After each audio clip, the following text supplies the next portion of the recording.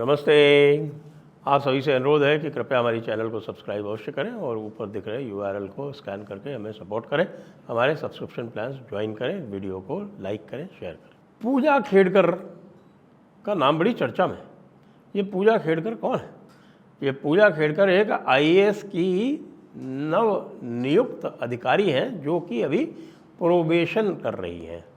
अब ये प्रोबेशन क्या होता है, पहले आपको ये बता दूं कि जब भी कोई IAS अधिकारी अपॉइंट होता है तो पहले 2 वर्ष जो है वो प्रोबेशन पे रहता है।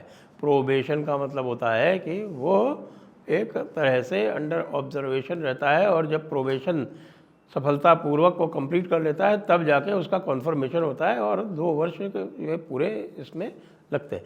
इसमें उसके जो एग्ज़ाम है एकेडमी में, वो पहले Lal Bahadur Shastri national academy of administration जाता है, वहाँ पे एक फाउंडेशन कोर्स होता है।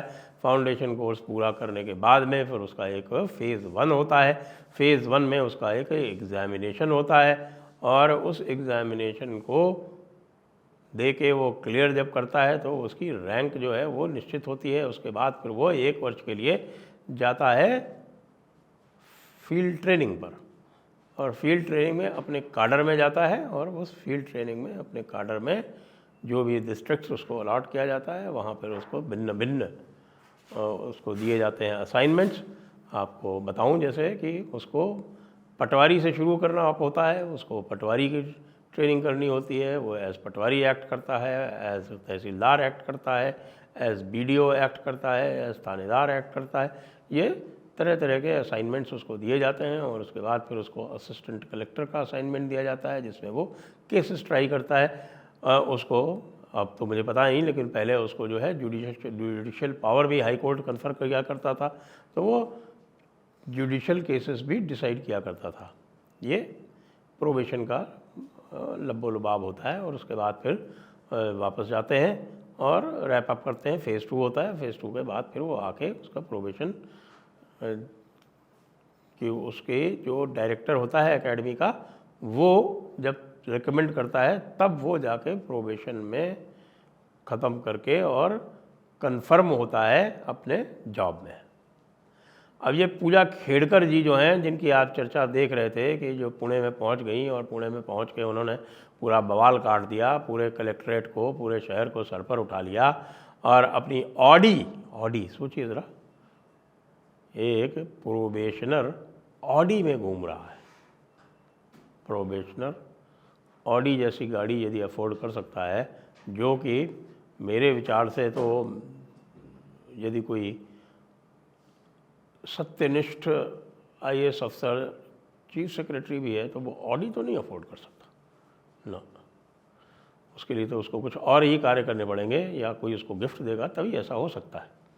तो इनको तो ऑडी बता रहे हैं कि इनके पिताजी भी जो हैं वो सीनियर ऑफिसर हैं स्टेट सर्विस के, तो उनके पास भी बहुत पैसा बताते हैं, वो भी बहुत फेमस है। फिर इन्होंने जो है वो तरह तरह के काम किए, इन्होंने फेक सर्टिफिकेट्स भी प्रोड्यूस किए बताते हैं। और पहले भी ये बड़ा इन्होंने लिटिगेशन किया, तरह तरह के लिटिगेशन करके पहुंची और पहुंचने के बाद फिर इन्होंने अपने कलेक्टर की नाक में ही दम कर दिया। कलेक्टर से कहा कि मुझको सरकारी गाड़ी चाहिए, मुझको तुरंत सरकारी मकान चाहिए, मुझको तुरंत एक अलग से चेंबर चाहिए।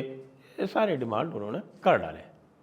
अब जब मुझे याद आता है अपना प्रोबेशन काल, हमारे प्रोबेशन में जब हम प्रोबेशन में गए थे, मेरा प्रोबेशन जोधपुर में हुआ था, तो जोधपुर में पूरा साल भर मैं सर्किट हाउस के एक कमरे में रहता था।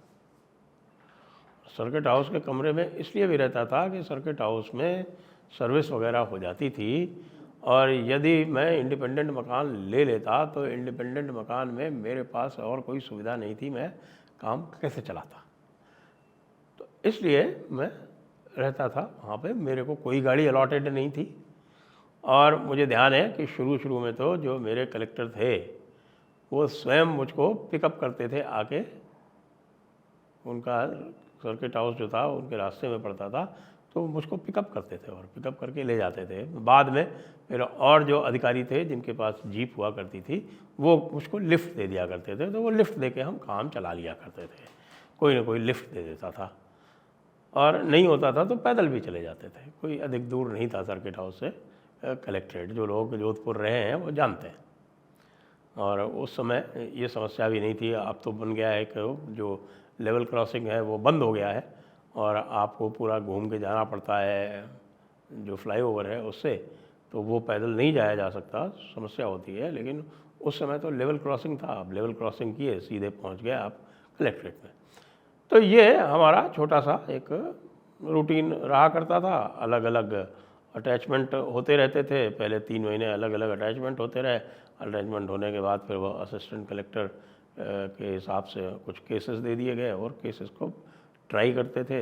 अलग अलग जो सेक्शंस हुआ करते थे कलेक्ट्रेट के, उनका इंचार्ज रूटीन में अलग अलग बनाया जाता था। तो ये इस प्रकार से ट्रेनिंग होती थी।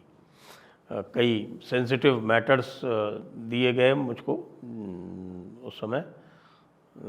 ये कह सकते हैं कि नॉर्मली इतने यंग ऑफिसर को नहीं दिए जाते, लेकिन मुझको दिए गए। कुछ सोचा होगा, कुछ देखा होगा मुझ में, तो मुझको वो मैटर्स दिए गए, सेंसिटिव मैटर्स इंक्वायरी करने को। और उन इंक्वायरी करने में बड़ा ख़तरे का भी सामना किया मैंने, लेकिन हम तो करते थे। इस तरह का विचार कभी नहीं आया कि भाई रेड लाइट ज़रूरी है या फिर हमारा चेंबर जो है वो बिल्कुल अलग होना चाहिए, और यदि चेंबर नहीं मिले तो किसी दूसरे के चेंबर पे कब्ज़ा कर लें। एडीएम के चेंबर पे मैडम ने पूजा खेड़कर ने कब्ज़ा कर लिया। एडीएम जो है वो बड़ा सीनियर ऑफिसर होता है डिस्ट्रिक्ट एडमिनिस्ट्रेशन का। कलेक्टर एंड डीएम के बाद में अगला स्थान एडीएम का ही होता है। तो ये प्रश्न चारों तरफ ये पूछा जा रहा है कि भाई ये बात क्या है, ऐसा क्यों हो रहा है। तो मैं आपको इसका सीधा सीधा जो है कारण बता देता हूँ, क्योंकि ऐसी घटनाएं जो हैं ये डेली की घटनाएं नहीं है, ये नियमित घटनाएं नहीं हैं, ये अपवाद स्वरूप घटनाएं हैं, ये तो मैं कह दूँ आपको। लेकिन हाँ, जो अहंकार है वो धीरे धीरे डाला जाता है। जब एक प्रोबेशनर पहुंचता है लाल बहादुर शास्त्री नेशनल एकेडमी में, तब से उसके दिमाग में ये बिल्कुल अवचेतन में ये डाला जाता है कि भैया तुम तो स्पेशल हो, क्रेम द ला क्रेम। ये बताया जाता है कि you are the creme de la creme. इसमें कोई संदेह नहीं है कि भाई पूरा यूथ जो है वो एस्पायर करता है कि भाई हम किसी तरह से यूपीएससी क्लियर कर लें और ये हम बन जाएं और कलेक्टर बने जाके। कलेक्टर बनना जो है वो बहुत बड़ी बात होती है लोगों के मन में। लेकिन जो रोल है लाल Bahadur Shastri academy of administration का, वो मुझे लगता है कि वो पूरी तरह से इन लोगों को हाउस ट्रेन कर देता है। जब ये आते हैं, बहुत सारे लोग होते हैं, वो बहुत सारे आदर्श लेके आते हैं। बहुत सारे लोग जो है वो ये भी सोचते हैं कि संभवतः हम देश को बदल देंगे, हम समाज को बदल देंगे, हम समाज को प्रगति के पथ पर डाल देंगे।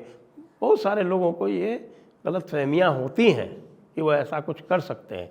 एकेडमी में जाके उनकी ये गलतफहमियां दूर की जाती हैं और ये कहा जाता है कि अपने करियर पे ध्यान दो, तुम्हारा केवल काम ये है कि तुम अपना करियर बनाओ और चीफ सेक्रेटरी बनो, कैबिनेट सेक्रेटरी बनो, secretary to government of India बनो। ये कूट कूट के भर दिया जाता है। और कुछ भी हो, तुमको सबसे अधिक ध्यान किस चीज़ का रखना है, तुमको अपने एपीए का यानी एनुअल परफॉर्मेंस अप्रेजल का सबसे अधिक ध्यान रखना है।